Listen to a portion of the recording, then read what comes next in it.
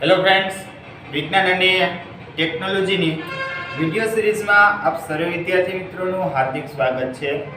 મિત્રો, આપણે છેલ્લે લાસ્ટ વિડીયોની અંદર ચેપ્ટર નંબર 8 ની અંદર અભ્યાસ કરતા હતા કે સજીવો કેવી રીતે પ્રજનન કરે છે। એમાં આપણે લાસ્ટ વિડીયોની અંદર મનુષ્યમાં લિંગી પ્રજનન વિશેની માહિતી ભણતા હતા, બરાબર છે ને? એ માહિતી છે આપણે પૂર્ણ કરી છે અને મેં તમને એ વિડીયોની અંદર કીધું હતું કે આવતા લેક્ચરની અંદર આપણે મનુષ્યના પ્રજનન અંગોનો અભ્યાસ કરવાનો છે। તો આજનો આપણો આ વિડીયો છે એની અંદર આપણે મનુષ્યના એ પ્રજનન અંગોનો અભ્યાસ કરવાનો રહેશે। એની અંદર આજે આપણે સ્ત્રીનું પ્રજનન તંત્ર અને પુરુષના પ્રજનન તંત્ર વિશેની માહિતી ભણવાની છે। તો આપણે પહેલા શરૂઆત કરીએ પુરુષના પ્રજનન તંત્રથી। તો પુરુષના પ્રજનન તંત્રની અંદર કયા કયા અંગોનો અથવા તો કયા કયા ભાગોનો સમાવેશ થાય છે? તો આ પુરુષનું પ્રજનન તંત્ર છે એ બે ભાગની અંદર વિભાજિત થયેલું હોય છે। પુરુષનું પ્રજનન તંત્ર છે કેટલા ભાગની અંદર વિભાજિત થયેલું હોય છે? તો કે બે ભાગની અંદર વિભાજિત થયેલું હોય છે। કયા કયા ભાગ? તો કે પહેલું અંગ કે જે શુક્રકોષોનું નિર્માણ કરે છે, એટલે કે શુક્રકોષોનું નિર્માણ કરતું અંગ, અને બીજું શુક્રકોષોને ફલન સ્થાન સુધી પહોંચાડતું અંગ। મનુષ્ય પુરુષના પ્રજનન તંત્રની અંદર બે ભાગ અથવા તો બે વિભાગની અંદર છે એનું વર્ગીકરણ કરવામાં આવે છે। એની સાથે બે અંગો સંકળાયેલા છે। કયા કયા? તો કે શુક્રકોષનું નિર્માણ કરતું અંગ અને શુક્રકોષને એક સ્થાનેથી બીજા સ્થાને એટલે કે ફલનના સ્થાન સુધી પહોંચાડતું અંગ। તો એમાં આપણે પહેલા ભાગનો અભ્યાસ કરીએ કે શુક્રકોષનું નિર્માણ કરતું અંગ, બરાબર છે? તો એમાં આવે છે શુક્રપિંડ। કોણ આવે છે? શુક્રપિંડ। તો શુક્રપિંડનું નિર્માણ કોની અંદર શુક્રકોષનું નિર્માણ કોની અંદર થાય છે? તો કે શુક્રપિંડની અંદર થાય છે। શુક્રકોષ કોની અંદર ઉદ્ભવે છે? તો કે શુક્રપિંડની અંદર। હવે એ શુક્રપિંડ છે એ મનુષ્યના પુરુષના ઉદર એટલે કે પેટના બહારના ભાગે વૃષણકોથળીમાં આવેલું હોય છે। શુક્રપિંડનું સ્થાન કયું? તો કે પુરુષના ઉદરના બહારના ભાગે એટલે પેટના બહારના ભાગે વૃષણકોથળીની અંદર સંગ્રહાયેલું હોય છે અથવા તો આવેલું હોય છે, અને એ શુક્રપિંડ છે એ શુક્રકોષનું નિર્માણ કરે છે। હવે શા માટે શુક્રપિંડ છે એ ઉદર ગુહાની બહાર વૃષણકોથળીમાં આવેલું હોય છે? તો કે શુક્રકોષનું નિર્માણ તો જ થઈ શકે કે જો એને યોગ્ય તાપમાન મળે। તો શુક્રકોષના નિર્માણ માટે શુક્રપિંડ છે એનું તાપમાન આપણા શરીરના તાપમાન કરતાં 2 થી 3 અંશ સેલ્સિયસ જેટલું નીચું હોવું જોઈએ, તો જ શુક્રકોષોનું નિર્માણ થઈ શકે છે। એટલા માટે જ શુક્રપિંડ છે એ ઉદર ગુહાની બહાર આવેલા હોય છે અને એના વડે છે એ શુક્રકોષનું નિર્માણ થાય છે। હવે આ શુક્રપિંડ છે એ પુરુષનો જાતીય અંતઃસ્ત્રાવ ટેસ્ટોસ્ટેરોનનો સ્ત્રાવ કરે છે। ખાસ યાદ રાખજો કે આપણું જે શુક્રપિંડ છે એ કયા અંતઃસ્ત્રાવનો સ્ત્રાવ કરશે? તો કે ટેસ્ટોસ્ટેરોનનો સ્ત્રાવ કરે છે। આ ટેસ્ટોસ્ટેરોન છે એ શુક્રપિંડને ટેસ્ટોસ્ટેરોન નામનું જે અંતઃસ્ત્રાવ છે એ શુક્રપિંડને શુક્રકોષોનું જે ઉત્પાદન કરે છે એમાં નિયંત્રણ રાખવા માટે શુક્રપિંડને શુક્રકોષોના ઉત્પાદનમાં નિયંત્રણ રાખવા માટે આ ટેસ્ટોસ્ટેરોન નામનો અંતઃસ્ત્રાવ જવાબદાર હોય છે। આ ઉપરાંત પુરુષની અંદર જે યુવાવસ્થા દરમિયાન જે લક્ષણો ઉત્પન્ન થાય છે એ લક્ષણો માટે જવાબદાર પણ કોણ હોય છે? તો કે ટેસ્ટોસ્ટેરોન હોય, બરાબર છે? તો આ થઈ ગયું એક અંગ પૂરું। કયું? તો કે શુક્રકોષોનું નિર્માણ કરતું અંગ એટલે શુક્રપિંડ। તો હવે એક બીજું બાકી અંગ રહે છે, કયું? તો કે જે શુક્રકોષો ઉત્પન્ન થયા છે એ શુક્રકોષોને ફલનના સ્થાન સુધી પહોંચાડતું અંગ કે જેને આપણે શુક્રવાહિની કહીએ છીએ। શુક્રપિંડની અંદર શુક્રકોષો ઉત્પન્ન થયા, બરાબર છે? તો હવે એને ફલનના સ્થાન સુધી પહોંચાડવા જોશે તો કે હા, તો જ ફલનની પ્રક્રિયા થાય. તો શુક્રકોષોના નિર્માણ પછી શુક્રકોષોને શુક્રપિંડથી ફલનના સ્થાન સુધી પહોંચાડવા માટે એક પાતળી નલિકા જેવી રચના હોય છે. જે નલિકાને આપણે શું કહીએ છીએ તો કે શુક્રવાહિની કહીએ છીએ, કે જે શુક્રવાહિની મારફતે શુક્રકોષોનું વહન થાય છે. હવે આગળ જતા આ શુક્રવાહિની છે એ મૂત્રાશયમાંથી જે નલિકા આવે છે એની સાથે સંયુક્ત રીતે જોડાઈ જાય છે. એટલે આગળ જતા છે શુક્રવાહિની છે એ મૂત્રાશયમાંથી જે નલિકા આવે છે એની સાથે જોડાઈ જશે અને બંને ભેગી થઈ અને એક સંયુક્ત નલિકાની રચના કરે છે, જેને સામાન્ય રીતે આપણે મૂત્રજનન માર્ગ કહીએ છીએ. શું કહીએ છીએ? મૂત્રજનન માર્ગ. અને એ મૂત્રજનન માર્ગમાંથી જ મૂત્ર અને શુક્રકોષ આ બંનેનું વહન થાય છે. યાદ રાખજો કે પુરુષની અંદર મૂત્ર અને શુક્રકોષ બંનેનું વહન એક જ માર્ગે થતું હોય છે, જ્યારે સ્ત્રીની અંદર છે એ મૂત્ર વહન માટેનો પણ અલગ માર્ગ હોય છે અને અંડકોષોનું વહન માટે પણ અલગ માર્ગ હોય છે. પુરુષની અંદર બંને માર્ગ અલગ અલગ હોતા નથી. એક જ માર્ગ મારફતે શુક્રકોષોનું વહન થાય છે અને મૂત્રનું પણ વહન થાય છે. હવે મેં તમને અહીંયા છે એ પુરુષના પ્રજનન તંત્રની આખી આકૃતિ દોરીને આપેલી છે. એમાં જોવું જોઈએ, આ ભાગ છે આ વૃષણ કોથળી છે. કોણ છે? વૃષણ કોથળી. એ વૃષણ કોથળીની અંદર શુક્રપિંડ આવેલું છે. આ વર્તુળાકાર ઈંડા જેવી રચના દેખાય છે, કોણ છે? શુક્રપિંડ. હવે એ શુક્રપિંડમાંથી નીકળે છે શુક્રવાહિની. જો જાય છે તો કે હા, એ શુક્રવાહિની આગળ જતા મૂત્ર જે માર્ગે આવે છે એ મૂત્રને વહન કરતી નલિકા અને શુક્રવાહિની આ બંને છે આગળ જતા જોડાઈ જાય છે અને બંને છે સંયુક્ત રીતે એક નલિકાની રચના કરે છે, જે નલિકાને મૂત્રજનન માર્ગ કહેવામાં આવે છે. બરાબર છે. હવે આવે છે સહાયક ગ્રંથિઓ. તો સહાયક ગ્રંથિઓની અંદર કોણ કોણ આવશે તો કે પ્રોસ્ટેટ ગ્રંથિ જોઈ અને શુક્રાશય. તો હવે આગળ જતા પ્રોસ્ટેટ ગ્રંથિ અને શુક્રાશય આ બંને પોતાના જે સ્ત્રાવો છે એને મૂત્રજનન માર્ગ અથવા તો મૂત્રવાહિનીની અંદર ઠાલવે છે, કે આના બંનેના અંતઃસ્ત્રાવો છે આની અંદર ઠલવાય છે. હકીકતમાં આમાં વહન કોનું થતું હતું તો કે શુક્રકોષોનું. પણ હવે આ પ્રોસ્ટેટ ગ્રંથિ અને શુક્રાશયના સ્ત્રાવો અંતઃસ્ત્રાવો છે એની અંદર ભળી જાય છે, જેથી કરી અને આ નલિકાની અંદરનું માધ્યમ કેવું બની જશે તો કે પ્રવાહી બની જાય છે, એકદમ સ્નિગ્ધ અને ચીકણું બની જાય છે. એટલે આમાંથી જે શુક્રકોષોનું વહન થાય એ શુક્રકોષોને આગળની તરફ વહન થવા માટે સ્થળાંતરિત થવા માટે સહેલાઈ રહે છે. શા માટે તો કે આ બંને ગ્રંથિઓમાંથી જે અંતઃસ્ત્રાવોનો સ્ત્રાવ થયો છે એ કેવું હોય તો કે ચીકણું હોય છે, જેને કારણે શુક્રકોષોનું સરળતાથી વહન થઈ જાય છે અને એ એક જગ્યાએથી બીજી જગ્યાએ જઈ શકે છે. શુક્રકોષો છે એનું હલનચલન કરવામાં મદદરૂપ થાય છે. બરાબર છે. જોવું જોઈએ ફરી પાછું તો કે આ ભાગ કયો છે તો કે શુક્રપિંડનો ભાગ છે, કે જે શુક્રકોષોને ઉત્પન્ન કરે છે. ક્યાં આવેલા હોય છે તો કે ઉદર ગુહાની બહાર વૃષણ કોથળીમાં આવેલા હોય છે. એનું તાપમાન છે એ આપણા શરીરના તાપમાન કરતાં 2 થી 3 અંશ સેલ્સિયસ જેટલું નીચું હોય છે. એ શુક્રપિંડ છે એક અંતઃસ્ત્રાવનું સ્ત્રાવ કરે છે, જેનું નામ છે ટેસ્ટોસ્ટેરોન, અને શુક્રકોષોને ઉત્પન્ન કરે છે. આ ટેસ્ટોસ્ટેરોનનું કામ શું છે તો કે ટેસ્ટોસ્ટેરોન છે એ યુવાવસ્થા દરમિયાન જાતીય લક્ષણો છે એનું નિયંત્રણ કરે છે, એના માટે જવાબદાર હોય છે. અને આ શુક્રપિંડ જે શુક્રકોષો ઉત્પન્ન કરે છે એ શુક્રકોષોના નિયંત્રણ માટે પણ જવાબદાર હોય છે. ત્યાર પછી જોઈએ શુક્રકોષોનું વહન કરતી નલિકા. તો જે નલિકા મારફતે શુક્રકોષોનું વહન થાય છે એને શુક્રવાહિની કહેવાય છે. આ શુક્રવાહિની છે એ આગળ જતા મૂત્રવાહિની સાથે જોડાય અને એક સંયુક્ત નળીની રચના કરે છે, જેને મૂત્રજનન માર્ગ કહેવામાં આવે છે. બરાબર. તો ત્યાર પછી શુક્રકોષો અને મૂત્ર આ બંનેનું વહન છે એ આ એક જ માર્ગ દ્વારા થાય છે. પછી આવે છે સહાયક ગ્રંથિઓ.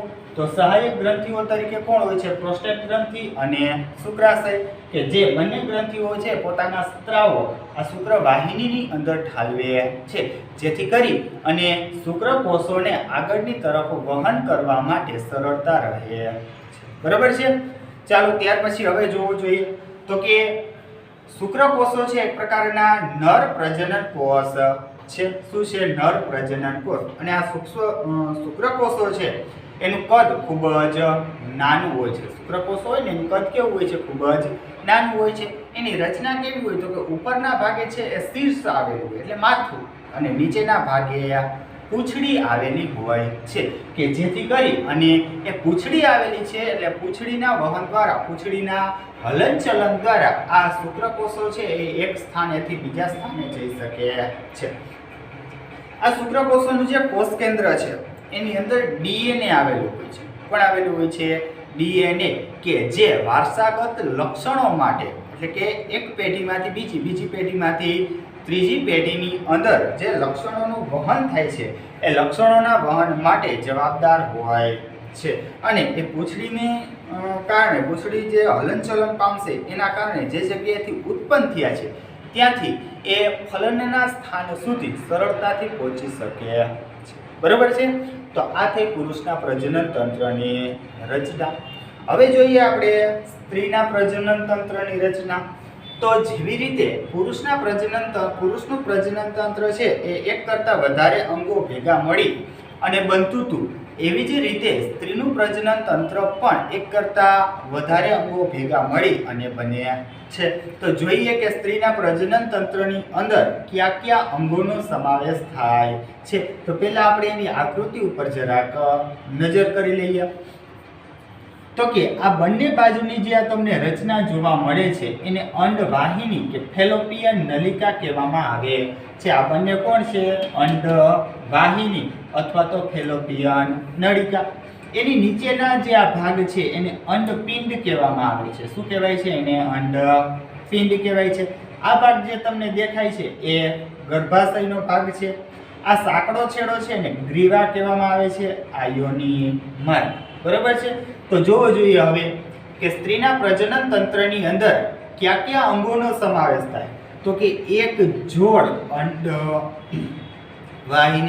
જો જોડ છે એટલે ટોટલ કેટલી અંડવાહિની થાય? તો કે 2 અંડવાહિની, એટલે એક જોડ અંડવાહિની આવેલી હોય છે. તો ત્યાર પછી અંડપિંડ કેટલા છે? તો કે અંડપિંડ પણ 2 છે. એનો સમાવેશ પણ સ્ત્રીના પ્રજનન તંત્રની અંદર થાય છે. તો સ્ત્રીના પ્રજનન તંત્રની અંદર એક જોડ અંડવાહિની, એક જોડ અંડપિંડ, ગર્ભાશય, ગ્રીવા, યોની માર્ગ અને યોની દ્વારનો સમાવેશ થાય છે. કયા અંગોનો સમાવેશ થાય છે? તો કે અંડવાહિની. એ અંડવાહિનીને ફેલોપિયન નલિકા પણ કહેવામાં આવે છે. અંડવાહિની કેટલી હોય છે? તો કે 2 હોય છે. એક જોડ અંડપિંડ, ગર્ભાશય, ગ્રીવા, યોનિમાર્ગ અને યોનિ દ્વારનો સમાવેશ સ્ત્રીના પ્રજનન તંત્રની અંદર થાય છે. તો હવે જોતા જઈએ વારાફરતી આ બધાય અંગો વિશેની માહિતી. તો આપણે પહેલા શરૂઆત કોનાથી કરશું? તો કે અંડપિંડથી કરીશું.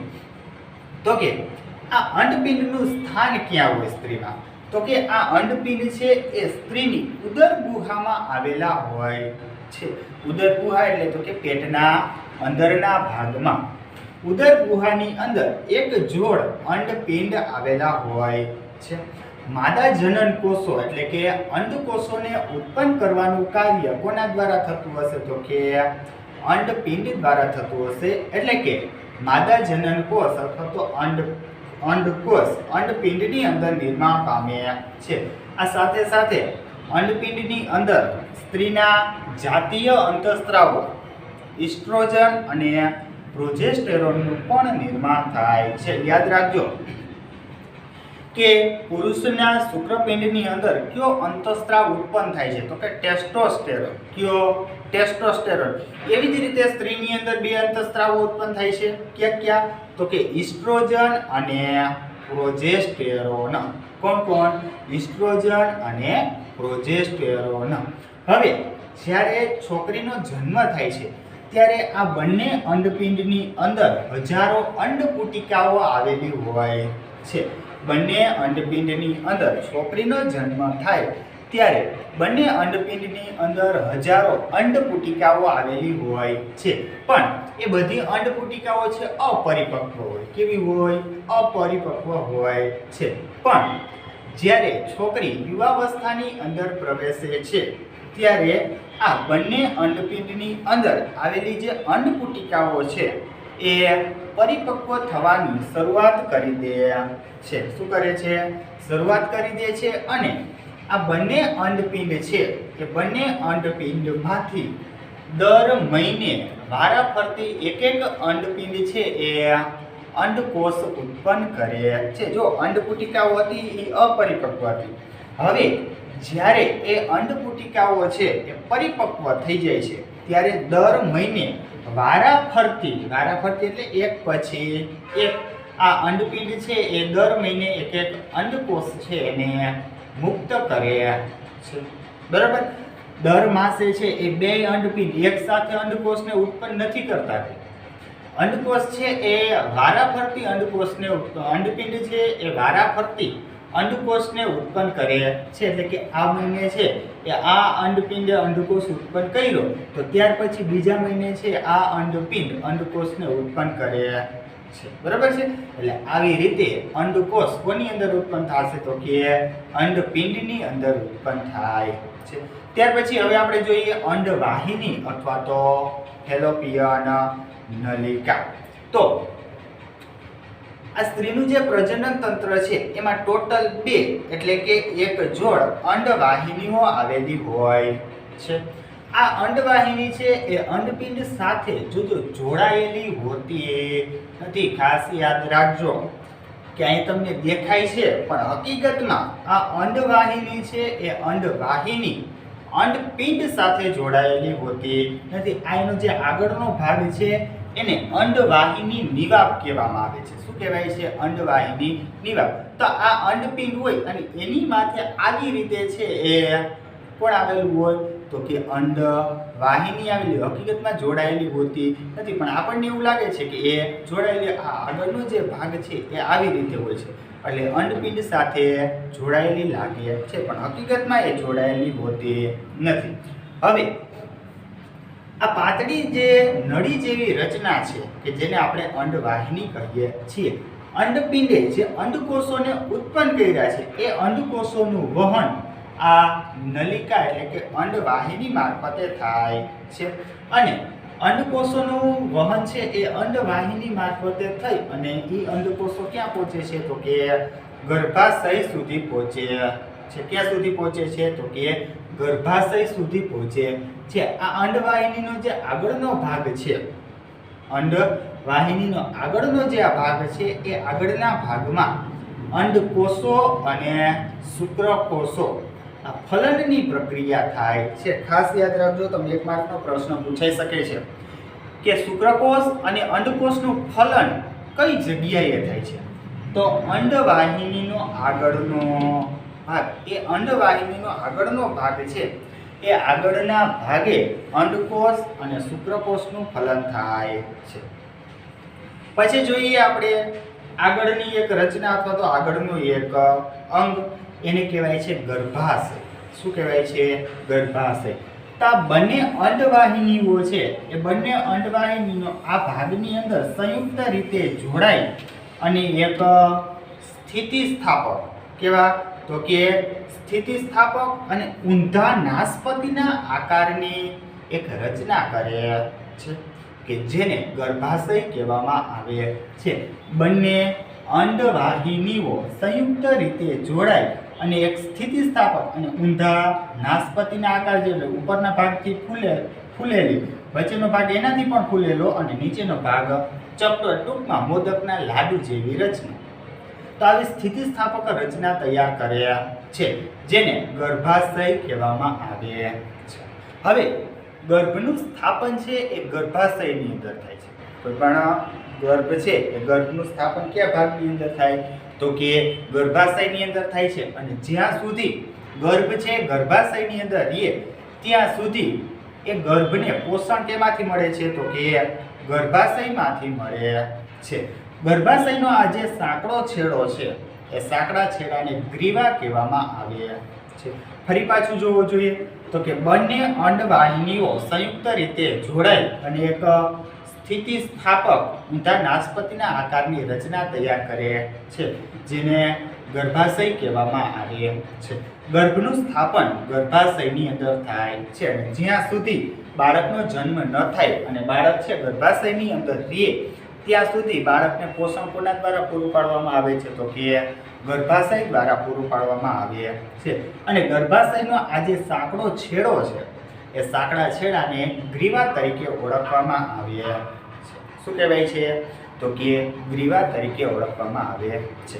અને છેલ્લે આપણું અંગ બાકી રહેશે એક મૂત્ર માર્ગ. કોણ બાકી રહે છે? મૂત્ર માર્ગ. તો આ ગર્ભાશય છે એ ગર્ભાશય સાંકડા છેડા દ્વારા અથવા તો ગ્રીવા દ્વારા કોની અંદર ખુલે છે તો કે મૂત્ર માર્ગની અંદર ખુલે છે. અને આ મૂત્ર માર્ગ છે એ છેલ્લે પછી યોનિ દ્વારમાં ખુલે છે કે જેના દ્વારા છે એ મૂત્રનો ત્યાગ કરવામાં આવે છે. ગર્ભાશય એક સાંકડા છેડા દ્વારા અથવા તો ગ્રીવા દ્વારા યોનિ માર્ગની અંદર ખુલે છે અને યોનિ માર્ગ યોનિ દ્વારની અંદર ખુલે છે કે જે યોનિ દ્વાર મારફતે યોનિ માર્ગ મારફતે પુરુષના શુક્રકોષો સ્ત્રીના પ્રજનન તંત્રની અંદર અથવા તો સ્ત્રીના યોનિની અંદર પ્રવેશે છે. એટલે કે આ યોનિ માર્ગ મારફતે પુરુષના શુક્રકોષો છે એ સ્ત્રીની યોનિની અંદર પ્રવેશ પામે છે. હવે જોઈએ આપણે કે ગર્ભનું સ્થાપન કેવી રીતે થાય છે. તો જ્યારે પુરુષના શુક્રકોષો છે એ સ્ત્રીની અંડવાહિનીની અંદર પ્રવેશે છે ત્યારે ગર્ભનું સ્થાપન થાય છે. તો જોઈએ તો કે જ્યારે જાતીય સમાગમની પ્રક્રિયા થાય છે એટલે કે નર અને માદા વચ્ચે જ્યારે પ્રજનનની પ્રક્રિયા થાય છે, સમાગમની પ્રક્રિયા થાય છે, ત્યારે પુરુષનો શુક્રપિંડ છે એમાંથી શુક્રકોષો ઉત્પન્ન થાય છે અને એ શુક્રકોષો છે એ યોનિ માર્ગ મારફતે યોનિની અંદર દાખલ થાય છે. હવે એ દાખલ થયેલા શુક્રકોષો છે ધીરે ધીરે આગળ વધે છે અને ક્યાં જાય છે તો કે અંડવાહિનીનો જે આગળનો ભાગ હતો ત્યાં સુધી શુક્રકોષો પહોંચે છે અને એ ભાગની અંદર અંડકોષો હાજર હોય છે. તો આ ભાગની અંદર એટલે અંડવાહિનીનો જે આગળનો ભાગ છે એ આગળના ભાગની અંદર શુક્રકોષો અને અંડકોષો આ બંને એક જગ્યાએ ભેગા થાય છે. ત્યારે શુક્રકોષો અને અંડકોષો છે એ સંયુગ્મન પામે છે. સંયુગ્મન પામે છે એટલે કે જોડાઈ જાય છે અને ગર્ભનું સ્થાપન થાય છે. બરાબર? એટલે આ ભાગની અંદર છે એ બંને કોષો જોડાઈ ગયા જેને કારણે ગર્ભનું સ્થાપન થયું છે. હવે આપણે જોઈએ એ ગર્ભનું જે સ્થાપન થયું છે એ ગર્ભનું સ્થાપન અને ગર્ભનો વિકાસ. તો ગર્ભનું સ્થાપન કયા ભાગમાં થશે તો કે ગર્ભાશયની અંદર થાય છે અને એ ગર્ભ જે આ કોષો ફલિત થયા હતા એ પછી ધીરે ધીરે થઈ અને વિભાજન થવાની પ્રક્રિયા છે એને ચાલુ કરી દે છે એટલે કે વિઘટનની પ્રક્રિયા છે એ ચાલુ કરી દે છે. હવે જ્યારે ગર્ભાશય છે એ ગર્ભાશયની અંદર ગર્ભનું સ્થાપન થાય છે ત્યારે આ ગર્ભાશય છે એ ગર્ભને પોષણ આપવા માટે દર મહિને તૈયાર થાય છે. જો સ્ત્રીઓની અંદર છે એ ઋતુસ્ત્રાવનો સમયગાળો કેટલો હોય છે તો કે 1 મહિનાનો હોય છે. તો એ ઋતુસ્ત્રાવ થાય છે ત્યારે આ ગર્ભ છે એ ગર્ભને સ્થાપન કરવા માટે ગર્ભાશય છે એ ગર્ભને સ્થાપન કરવા માટે તૈયાર થઈ ગયું હોય છે. બરાબર?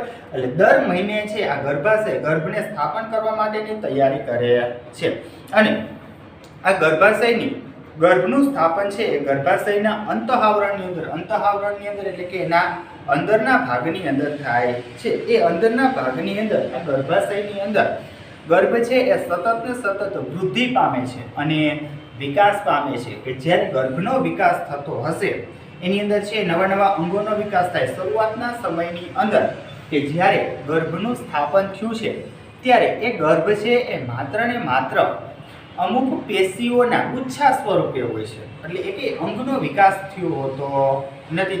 બધી પેશીઓ છે ભેગી મળી અને એક ગાંઠ જેવી રચના તૈયાર કરી દે છે અને ત્યાર પછી એમાંથી ધીરે ધીરે થઈ અને અમુક અંગોનો વિકાસ થતો જાય છે. એટલા માટે તમે જોજો કે કોઈ પણ બાળક છે એ બાળક જ્યારે ગર્ભની અંદર હોય અને ગર્ભપાત કરાવવો હોય તો એના માટે અમુક જ સમય હોય છે, પછી અમુક સમય પછી ગર્ભપાત કરાવી શકાતો નથી.